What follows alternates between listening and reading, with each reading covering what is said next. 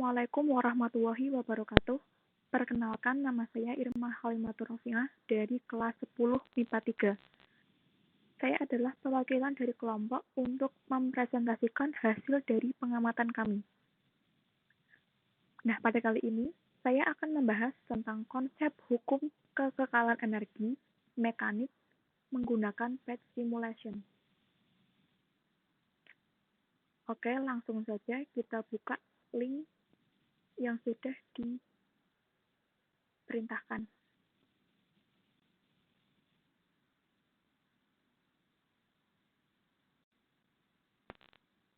Oke, kita pilih yang sketch dasar ya.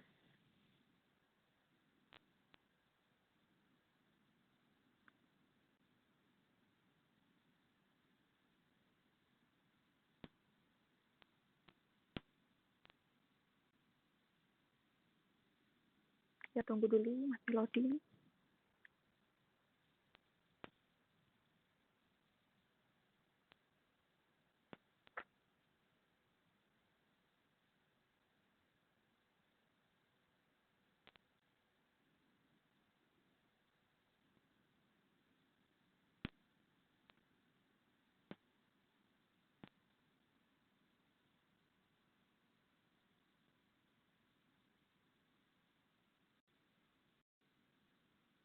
Nah, di sini ada beberapa bagian ya, yaitu ada permulaan, ada gesekan, dan juga ada jalur taman. Nah, kali ini saya hanya akan menggunakan yang permulaan. Langsung saja kita buka. Nah, oke. Nah, di sini kita diberikan satu lintasan dan orang ya, yang bisa naik skateboard gitu ya.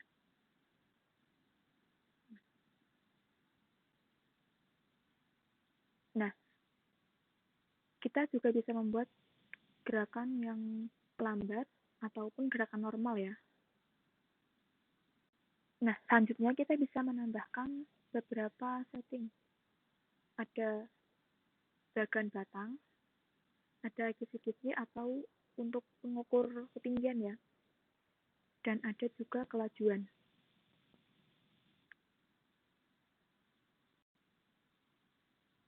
Nah, dari yang kita lihat ini, posisi awal orang bisa kembali ke tempat semula ya, atau tidak berhenti-henti. Nah, kalau kita biarkan, orang tersebut akan terus meluncur. Nah, ini artinya kita mengabaikan gaya gesek. Kalau ada gaya gesek, lama-kelamaan pasti akan berhenti kan? Nah, berhubung tidak ada, maka tidak ada gaya gesek atau gaya luar yang bekerja, maka orang yang naik skateboard tidak akan bisa berhenti. Nah, jadi kesimpulannya apa? Kesimpulannya adalah kita mengabaikan gaya gesek atau gaya luar, atau nama lainnya juga gaya eksternal ya. Bisa gaya dorong atau apapun itu yang berasal dari luar.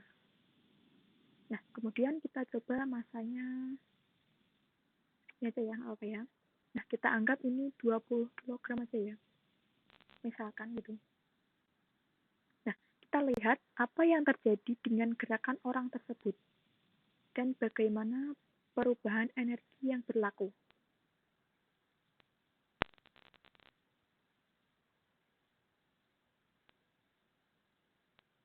Nah, bisa dilihat pada kedudukan awal, orang tersebut memiliki energi potensial yang maksimum. Nah, karena apa? Hal ini disebabkan karena kedudukannya paling tinggi. Paling tinggi ya, ini 6 meter kurang lebih. Paling tinggi dari permukaan yang mendatar, permukaan tanah. Nah, selanjutnya kita akan memulai bagaimana gerakannya dan perubahan energi. Nah, kalau kita perhatikan terus, maka bisa dilihat kalau energi total akan selalu tetap dan yang berubah hanya energi potensial dan energi kinetik.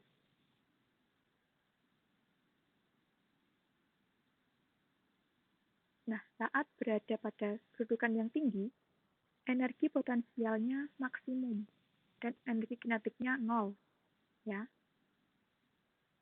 Tetapi jumlah total energinya tidak berubah.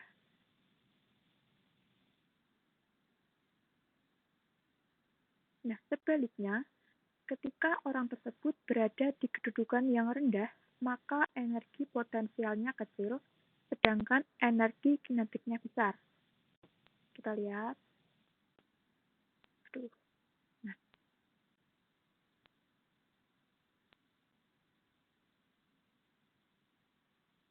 bentar ya. Oke, coba. Nah, energi kinetiknya kan besar, sementara energi potensialnya kecil atau 0 ya. Tetap juga energi totalnya juga tidak berubah. Lanjutkan. Nah, seiring dengan perubahan ketinggian, kalau kita amati juga kecepatan dari orang tersebut berubah, kan? Pada saat kedudukan tinggi, kecepatannya rendah. Sedangkan saat kedudukannya rendah, kecepatannya tinggi. Nah, kita lihat tambah tinggi ya. Nah, dari sini bisa kita simpulkan kalau ada hubungan antara keduanya.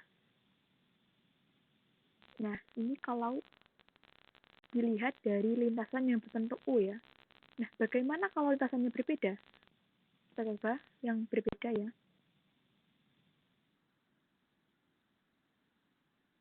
Setting tetap seperti awal ya yang tadi. Kita coba.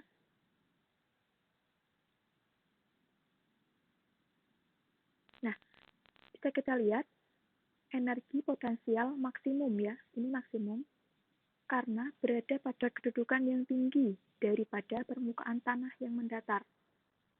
Namun, ketika turun, energi kinetiknya tinggi dan energi potensial semakin berkurang, dan berkurang. Nah, apa yang terjadi? Energi potensial berubah menjadi energi kinetik dan orang tersebut terus bergerak lurus. Dan dia itu tidak bisa kembali seperti awal ya, karena tidak adanya gaya gesek. Jadi terus berjalan lurus sampai tak terhingga mungkin. Oke. Dan untuk kecepatannya, bisa kita lihat kalau kecepatannya terus bertambah dari kedudukan yang tinggi ke kedudukan yang mendatar.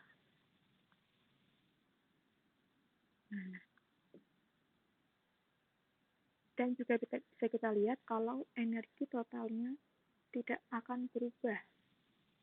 Yang berubah hanya energi kinetik dan energi potensial. Kita coba lintasan yang berikutnya.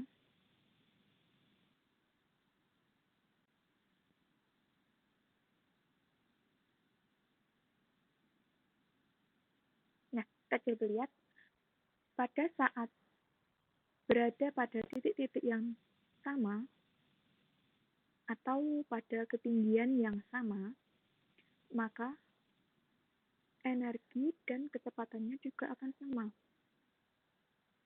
Padahal di sini lintasannya agak berubah ya, ada berkelok-keloknya sedikit.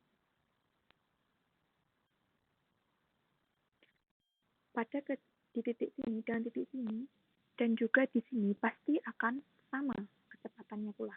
Nah, bisa dilihat. Nah, sama kan?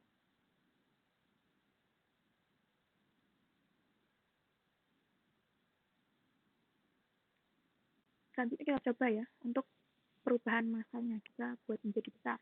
Apa yang terjadi?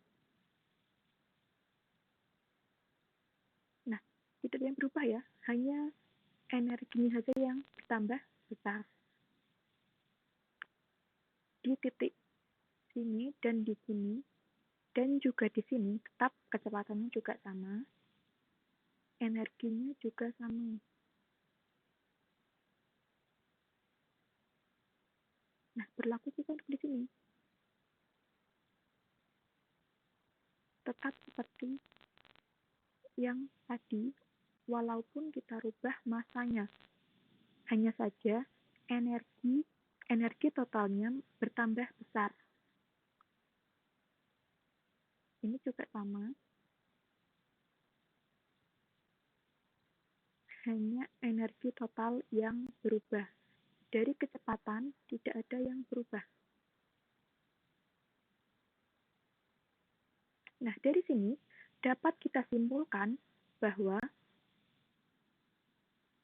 satu, energi mekanik merupakan jumlah dari energi potensial dan energi kinetik, sehingga dirumuskan. Nah, rumus dari energi kinetik adalah rumus dari energi mekanik adalah EM sama dengan EP plus EK, di mana EM sama dengan energi mekanik dan EP sama dengan energi potensial dan EK sama dengan energi kinetik. Nah, rumus energi potensial sendiri adalah EP sama dengan massa dikali percepatan gravitasi dikali ketinggian benda. Sedangkan rumus energi kinetik yaitu EK sama dengan tengah dikali massa dikali kecepatan kuadrat.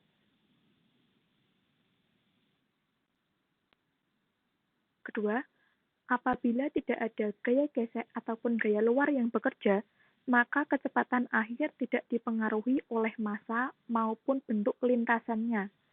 Akan tetapi, yang memengaruhi hanya perbedaan ketinggian yang mengakibatkan perubahan besaran pada kecepatan.